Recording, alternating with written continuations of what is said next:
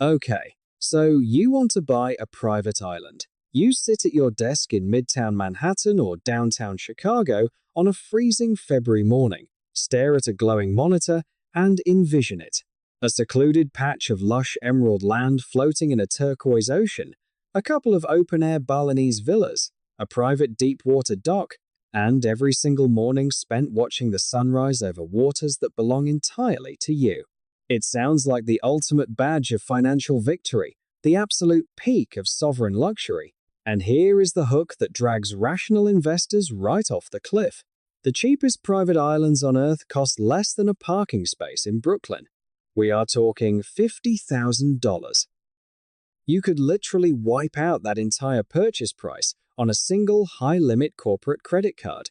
Yet, year after year, fully grown adults, people who built fortunes in software, hedge funds, commercial real estate, and private equity, buy these tropical parcels with unlimited optimism and real capital, only to end up financially battered, operationally exhausted, and quietly trying to offload the deed to anyone willing to take it off their hands. That is not a fluke. That is not bad luck. That is the unvarnished, mathematical reality of off-grid oceanic real estate. Because when you buy a private island, you are not buying a peaceful vacation home. You are buying a tiny, highly vulnerable, isolated municipal infrastructure utility sitting in the middle of a saltwater environment that is actively trying to destroy every piece of capital equipment you place on it from the very second you sign the deed. Welcome to the World Money Desk.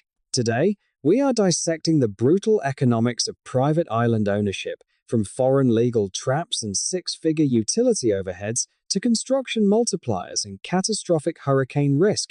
Before we talk about cash flow, capital expenditure, or operating budgets, we need to dismantle the single biggest myth that misleads buyers: the sovereignty illusion. Most people mistakenly assume that buying a private island is equivalent to establishing an independent micronation, a lawless sanctuary where you operate entirely outside government regulations, property taxes, and municipal codes. The reality is starkly different.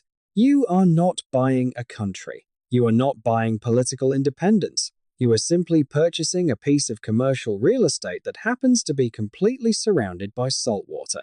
Every single environmental law, tax code, labor law, and building regulation of the sovereign nation holding jurisdiction over that territory applies to you just as rigidly as it does to a suburban homeowner in Miami or London. You do not own the surrounding ocean. Commercial cargo ships can sail directly past your living room windows. Local fishermen hold legal rights to cast nets right off your reef. In fact, in dozens of major island jurisdictions, you do not even own the beach in front of your property. Take the British Virgin Islands, France, or St. Lucia as prime examples. Under St. Lucia's legal framework, there is a regulatory mandate known as the Queen's Chain, a strip of land extending roughly 200 feet inland from the high water mark that remains permanently reserved for public domain. You cannot build permanent structures on it, you cannot erect security fencing across it, and you cannot legally prevent the public from walking along your shoreline, regardless of whether you paid $1 million or $50 million for the underlying deed. Furthermore, the legal nature of title ownership varies radically across the globe.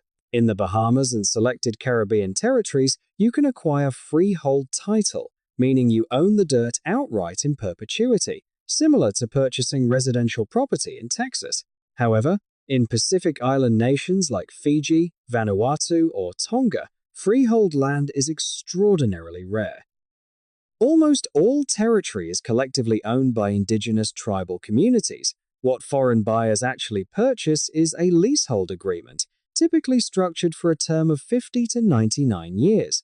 To an inexperienced investor, a 99-year lease sounds practically permanent. To a commercial financial analyst, it is a depreciating asset with a hard expiration date. With every passing year, your lease term shrinks, the market value of your property decays, and the day inevitably arrives when the entire infrastructure, the luxury resort you constructed, the deep water dock, the solar arrays reverts directly back to the indigenous land trust, with zero capital compensation to your estate.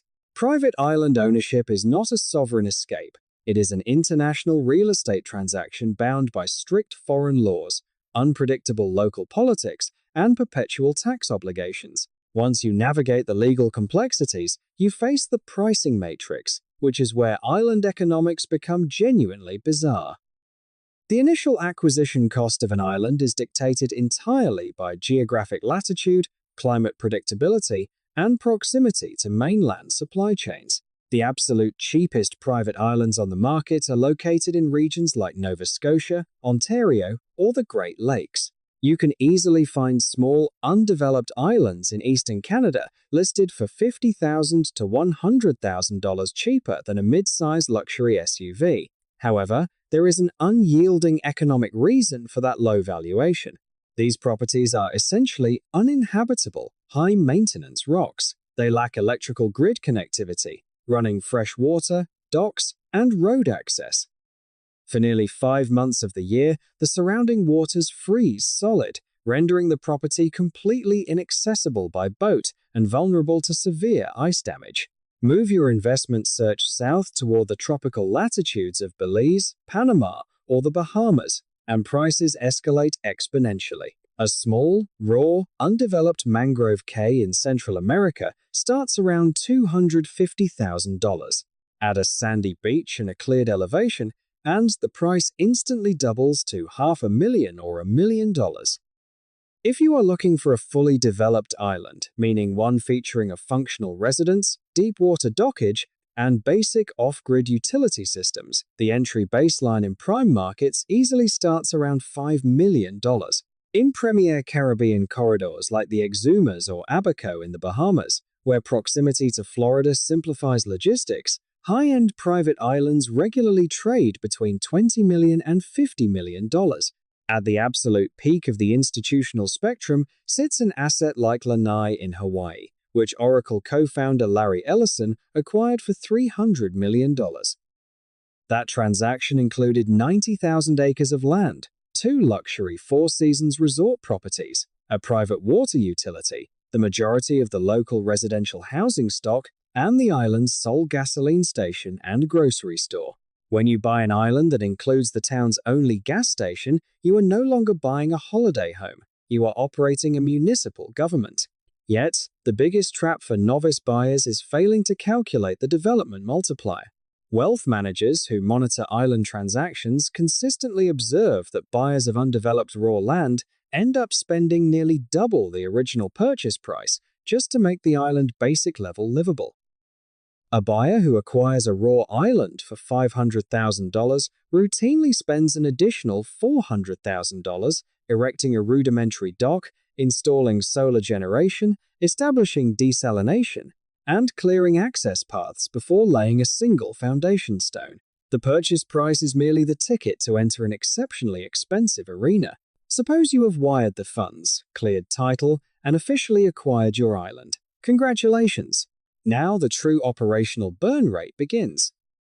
Before you can host a single guest or spend a single night, you must solve 3 critical infrastructure challenges that mainland property owners take completely for granted: water, electricity, and maritime access. Every single one of these solutions requires massive upfront capital and continuous maintenance. The first utility challenge is potable water. Small ocean islands rarely possess natural freshwater aquifers, rivers, or lakes. While rain falls seasonally, relying on rainwater catchment systems is an operational gamble. Rainfall is volatile, highly seasonal, and easily contaminated by bird droppings and organic debris. To maintain a luxury residence or commercial resort, you are forced to install an industrial reverse osmosis desalination system. These units take raw ocean water, force it under immense pressure through microscopic membranes, and strip out dissolved salts and minerals to produce pure drinking water. While reverse osmosis technology is highly effective, it is notoriously capital-intensive, electricity-hungry, and fragile. A compact desalination plant capable of generating roughly 5,000 liters of fresh water daily, just enough to support a modest private residence, costs anywhere from $30,000 to $100,000 to procure and install. In a humid, salt-saturated marine atmosphere, mechanical components corrode at triple their normal rate. High-pressure pumps fail, intake lines get clogged with marine growth, and specialized filtration membranes require constant chemical flushing and replacement. The second utility challenge is power generation.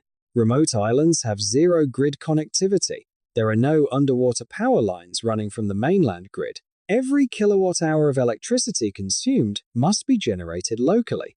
Historically, island operators relied exclusively on heavy industrial diesel generators. While diesel generators provide reliable baseload power, their operating economics are brutal due to fuel logistics. When you purchase commercial diesel on the mainland, pay to transport it by marine fuel barge, and pump it into remote storage tanks, your effective cost of electricity escalates to between 60 cents and $1 per kilowatt-hour. To put that in perspective, the average residential electricity cost in the continental United States sits around 16 cents per kilowatt-hour. On an island powered solely by diesel, you are paying 4 to 6 times the mainland utility rate simply to run air conditioning and refrigeration. To mitigate these staggering fuel bills, modern developers invest heavily in hybrid solar plus storage microgrids. Installing a commercial-grade solar array paired with industrial lithium battery storage capable of reliably powering a mid-sized island estate requires an upfront capital investment ranging from $50,000 to $200,000. While solar microgrids can dramatically reduce monthly fuel burn, they present their own marine degradation issues. Airborne salt spray quickly forms an opaque residue on solar glass, suppressing generation efficiency and requiring frequent washing with precious fresh water. Simultaneously, tropical heat and extreme humidity accelerate the thermal degradation of battery banks, requiring system overhauls far sooner than manufacturers predict. The third infrastructure requirement is maritime access. Your island requires a heavy-duty deep-water dock capable of receiving supply barges, fuel tenders, and guest boats. Constructing a basic marine dock in open water costs a minimum of $75,000, while a fully engineered deep-water marina facility routinely climbs into the hundreds of thousands. Ocean waves, saltwater immersion, and marine borers continuously erode timber pilings, concrete footings, and steel hardware. If your island is too remote for boat access during rough seas, you must construct a certified helipad or a compacted landing strip for amphibious aircraft, adding hundreds of thousands more in civil engineering costs that require constant resurfacing and vegetation clearance. Assume you have successfully built your off-grid infrastructure. Fresh water is flowing, solar panels are charging, and boats can dock safely. Now comes the economic reality that catches almost every island owner off guard: the perpetual maintenance tax imposed by the ocean itself. Atmospheric salt air is an unrelenting, highly corrosive environmental agent. Salt spray travels miles inland, clinging to every exposed surface. Metal structural joints rust, tropical hardwood rots, high-end exterior paint bubbles and peels, electrical circuit boards oxidize, and concrete foundations suffer from salt spalling. Every single piece of mechanical, structural, and electronic equipment installed on a tropical island is locked in a continuous war against humidity, oxidation, and biological decay. And, year after year, the equipment loses that battle. Professional estate managers who oversee luxury island properties mandate an annual maintenance budget equal to 3 to 7% of the total replacement value of all installed structures and infrastructure. On a modestly developed island where houses, docks, water plants, and energy systems carry a combined asset value of $2 million, you must spend between $60,000 and $140,000 every single year purely on rust mitigation, structural repairs, and component replacement. That is not to upgrade or expand the property. That is the baseline cash burn required simply to prevent your asset from dissolving into unusable decay. Next comes mandatory security and operational staffing. you cannot leave a multi-million-dollar island asset unattended for months at a time. Without a full-time resident caretaker, vegetation completely overgrows structures. Solar batteries drain to zero and freeze. Bilge pumps fail in tender boats, causing them to sink at the dock, and opportunistic trespassers or local poachers move in. In the Caribbean corridor, employing a competent, trustworthy full-time island manager costs between $2,000 and $3,500 per month. If you maintain a dedicated boat captain to handle freight logistics and transport, add another $2,000 to $3,000 monthly. For larger estates requiring groundskeepers and housekeeping staff, monthly payroll expenses rapidly mirror those of a mid-sized commercial enterprise. Then comes the single biggest financial shock in island economics: surplus lines property insurance. Standard residential homeowners insurance policies explicitly exclude remote, off-grid islands. To secure coverage, you must enter the specialized surplus lines insurance market, a high-cost sector characterized by restrictive terms and massive deductibles.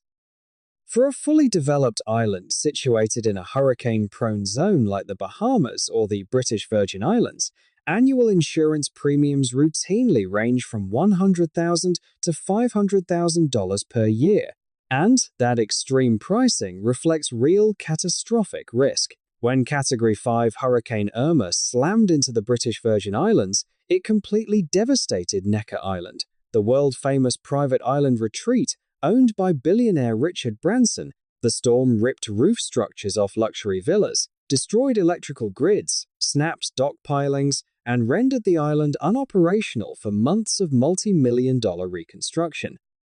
When you aggregate annual structural maintenance, staff payroll, surplus lines, insurance premiums, satellite communications, legal compliance, and environmental surveys, the annual holding cost, the pure cash required just to own the island without taking a single vacation, ranges from $84,000 to $310,000 every single year. If acquiring an undeveloped island is expensive, building on one is an absolute operational nightmare that routinely bankrupts undercapitalized owners. On the mainland, residential construction is complex but highly predictable. Contractors order materials from regional distribution yards. Cement trucks drive directly to the poured foundation. Tradesmen commute from nearby suburbs, and minor delays cost a few days of interest. On an isolated private island, every single mainland assumption completely collapses. Every single bag of Portland cement, every length of copper piping, every steel I-beam, every pane of hurricane-rated glass, and every box of stainless steel screws must be loaded onto trucks, driven to a commercial port, transferred onto a heavy marine barge, shipped across open water, and offloaded onto your dock using specialized cranes. The logistical friction and freight tariffs associated with marine transport immediately add a massive premium to the base material cost of everything you buy. Then consider labor logistics. Because your island lacks a local population of certified electricians, plumbers, master carpenters, and heavy equipment operators, you must import your entire construction crew from the mainland. As the developer, you are legally and financially responsible for housing them, feeding them, providing potable water, installing temporary sanitation facilities, and securing specialized marine transport to shuttle them back and forth. You are paying premium travel stipends and overtime rates because these specialized workers are working away from their families in isolated conditions. Furthermore, ocean weather acts as a permanent, uncontrollable variable. If a tropical storm system brings rough seas and high winds, marine barges cannot launch. Work on the island grinds to an absolute halt, yet you remain fully responsible for paying crew daily rates, equipment, rental fees, and barge charter retainers, while everyone sits idle waiting for sea conditions to clear. The mathematical result of this extreme logistical friction is the private island construction multiplier. Building anything on a remote island typically costs between 1.5 and 2 times what the exact same structure would cost on the mainland. A high-end beachfront home that costs $500,000 to build in coastal Florida will effortlessly cost between $800,000 and $1 million to construct on a private Bahamian cay. A standard deep-water dock that costs $50,000 in a mainland marina will easily push past $100,000 once you account for specialized pile-driving barges, marine engineers, and offshore freight fees. This double cost multiplier applies to every future renovation, roof replacement, and equipment upgrade for as long as you hold the title. To understand how these extreme capital requirements operate in the real world, we must examine the most famous private island success story in modern history, Sir Richard Branson and Necker Island in the British Virgin Islands. The origin story of Necker Island is a masterclass in aggressive real estate negotiation combined with massive long-term capital deployment. In 1978, Branson was a 28-year-old entrepreneur who had just launched Virgin Records. The island was originally listed for $3 million.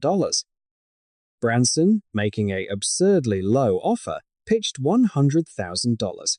The owner flatly rejected it and evicted him from the property. However, a year later, the seller faced an urgent liquidity crunch and needed capital immediately. Branson renegotiated and secured the raw, completely undeveloped 74-acre island for just $180,000. But purchasing the island was merely the entry ticket. The government of the British Virgin Islands attached a strict regulatory covenant to the deed. Branson was legally required to fully develop a commercial resort on the island within 4 years, or the title would revert back to the state. Over the next 3 years, Branson poured $10 million, over 50 times the original acquisition price, into basic infrastructure, land clearing, civil engineering, and constructing luxury Balinese-style guest villas, an open-air great house, tennis courts, and high-volume desalination plants. Today, Necker Island operates at the apex of ultra-luxury commercial hospitality. Booking the entire island exclusively for a private group of up to 48 guests costs between $118,000 and $140,000 per night. At those eye-watering commercial rates, a single week of peak occupancy generates close to $1 million in gross top-line revenue. During designated celebration weeks, individual villa rooms rent for over $5,600 per night. To justify those astronomical rates, Necker Island maintains a full-time staff of roughly 120 employees to serve a maximum of 48 guests, a staggering staff-to-guest ratio of more than 2 to 1. Yet, behind that incredible top-line revenue sits an equally massive operational cost structure. Payroll for 120 specialized hospitality and engineering staff, chartering supply boats, operating industrial desalination plants, running diesel generators, importing gourmet food by sea, and paying massive surplus lines insurance premiums consumes a huge percentage of incoming cash flow. When Hurricane Irma leveled Necker Island in 2017, the rebuilding process required tens of millions of dollars and months of complex international logistics. The ultimate financial lesson of Necker Island is clear. Turning a private island into a profitable commercial asset requires extreme capital depth to absorb multi-million-dollar disaster setbacks, combined with world-class global brand equity, capable of commanding nightly rates that normal hospitality operators could never dream of charging. While the vast majority of private islands operate as endless cash drain liabilities for their owners, a tiny percentage of highly disciplined operators actually manage to generate positive net cash flow. These successful commercial ventures follow 3 specific business models. The first model is the ultra-luxury exclusive resort. The economic playbook here relies on charging such an extraordinary premium per night, $5,000, $10,000, or $20,000, that the property achieves cash flow break-even at relatively low annual occupancy levels. A prime example alongside Necker Island is Laukala Island in Fiji. Originally acquired by Red Bull co-founder Dietrich Mateschitz for roughly $10 million, Laukala was transformed into an hyper-exclusive resort, charging upwards of $10,000 per night for private villas. The property features a private airstrip, an 18-hole championship golf course, organic farms, and hundreds of hospitality staff, serving a maximum of 30 guests at a time. The economics of this model rely entirely on selling absolute privacy and bespoke exclusivity to ultra-high net worth individuals. However, the commercial vulnerability of this model is severe seasonal volatility. In the Caribbean, peak occupancy occurs during the dry winter months from November through April, where resort occupancy routinely hits 85% and yields strong profit margins. But when the summer hurricane season arrives, occupancy plummets to 40% or lower, while fixed overhead staff salaries, insurance, utility, maintenance remains completely static. A single bad weather season can wipe out an entire year's operating profit. The second working model is the occasional high-yield rental strategy. Under this approach, a wealthy individual acquires and develops an island primarily for personal lifestyle use, but places the property on the commercial luxury rental market for 10 to 15 weeks a year when they are not in residence. By renting the estate to corporate boards, celebrity clientele, or high net worth families for $50,000 to $100,000 a week, the owner generates just enough gross revenue to offset annual maintenance, caretaker salaries, and property taxes. The objective here is not to build a high-margin commercial enterprise, but rather to achieve a net zero annual holding cost on a luxury trophy asset. The third niche model is media and content production leasing. Island owners rent their developed properties to Hollywood production studios, luxury fashion houses, commercial advertising agencies, and reality television franchises. A single high-budget media shoot can yield tens of thousands of dollars per day in facility rental fees with minimal wear on core infrastructure. However, media production revenue is highly opportunistic and unpredictable. No island operator can build a sustainable multi-year business plan relying solely on occasional commercial film shoots. In the global island marketplace, buyers naturally divide into two distinct categories that share almost zero financial philosophy: trophy buyers and commercial institutional investors. The trophy buyer is typically an ultra-high net worth individual with a liquidity profile exceeding $50 million. For this buyer, acquiring a private island is an emotional lifestyle decision rather than an investment thesis. Their primary motivation is absolute privacy, prestige, and personal security. They do not build complex discounted cash flow models or demand a specific return on invested capital. To the trophy buyer, annual holding costs, even when reaching $300,000 a year, are simply the routine price of owning an elite lifestyle asset, no different than accepting that a super yacht requires crew salaries or a private jet burns fuel per flight hour. The island is not an investment vehicle, it is a luxury possession. The commercial institutional investor, on the other hand, approaches private islands with cold, unvarnished financial discipline. This category includes specialized hospitality groups, private equity funds, and seasoned commercial developers. They do not fall in love with white sand beaches or romantic sunsets. They analyze raw data, flight connectivity, bathymetric water depths for supply barges, historical hurricane tracks, local labor availability, tax treaties, and regulatory stability. Commercial investors understand a fundamental truth that trophy buyers frequently overlook. An island asset that hemorrhages cash every month is not a romantic sanctuary. It is an illiquid liability floating in the ocean, waiting for the next hurricane to wipe out its equity.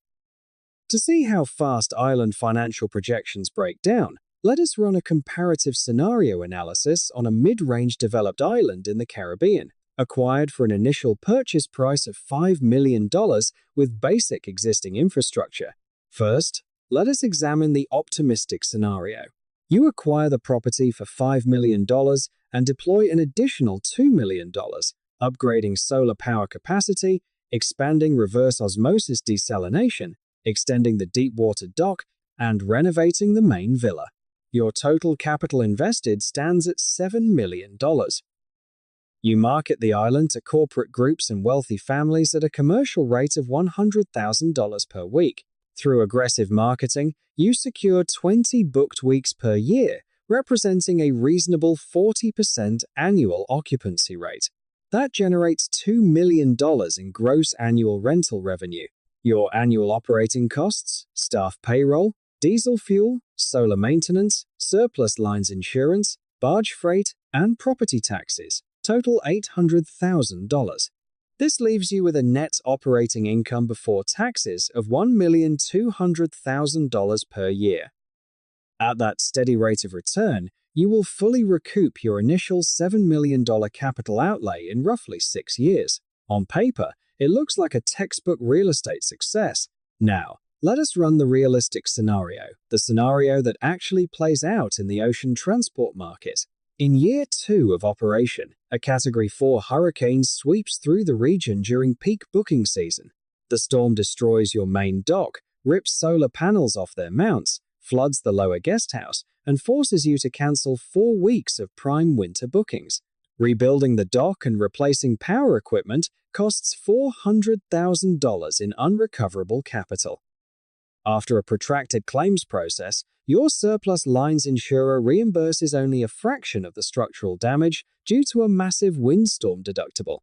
Because the property is under repair during peak season, you secure only 12 booked weeks for the year instead of 20. Gross revenue drops from $2 million down to $1,200,000. Yet your core fixed operating costs, insurance premiums, core staff retainers, utility maintenance, marine transport remain static at $800,000. Your net operating income plummets from $1,200,000 down to just $400,000. Your projected capital payback period instantly stretches from 6 years to nearly 2 decades, and that assumes you face no additional major storms, equipment failures, or economic downturns for the next 5 years. The gap between your spreadsheet projections and operational reality is an $800,000 gap created by environmental friction and logistical isolation. That gap is the brutal core of private island economics. Owning a private island is not a traditional real estate investment. It is not buying a holiday home. It is the acquisition of an isolated, off-grid municipal infrastructure enterprise surrounded by an aggressive ocean environment, staffed by personnel who rely on you for survival, regulated by foreign authorities, exposed to unpredictable weather hazards, and maintained at immense annual cost, regardless of whether it generates a single dollar in revenue. The purchase price, whether it is $50,000 for an icebound rock in eastern Canada or $300 million for an inhabited Hawaiian island, is merely the smallest, most misleading number in the entire equation. The true economics begin the exact second the deed is recorded. It is the reverse osmosis high-pressure pump that seizes in the middle of a high-paying guest charter. It is the diesel generator that breaks down during a tropical heat wave. It is the hurricane that completely ignores your annual booking calendar. It is the surplus lines insurance underwriter quietly raising your annual premium by 20% because climate volatility makes ocean risk harder to underwrite. Richard Branson built one of the world's most iconic luxury island resorts, charged up to $140,000 a night, and still watched a single storm level his entire infrastructure in a matter of hours. Larry Ellison spent $300 million acquiring Lanai, poured another $450 million into civil development, and more than a decade later, is still deploying capital to achieve long-term economic sustainability. Private islands can be extraordinary, transformative assets. For a rare few, they are lucrative commercial enterprises. For others, they are legacy family retreats. But for the vast majority of buyers who enter this world, seduced by glossy marketing brochures and idyllic sunsets without a clear-eyed understanding of desalination, maintenance, barge freight tariffs, staff payroll, and hurricane deductibles, a private island becomes the most shockingly expensive way to learn one fundamental financial truth. Paradise does not come free. It comes with a massive monthly invoice.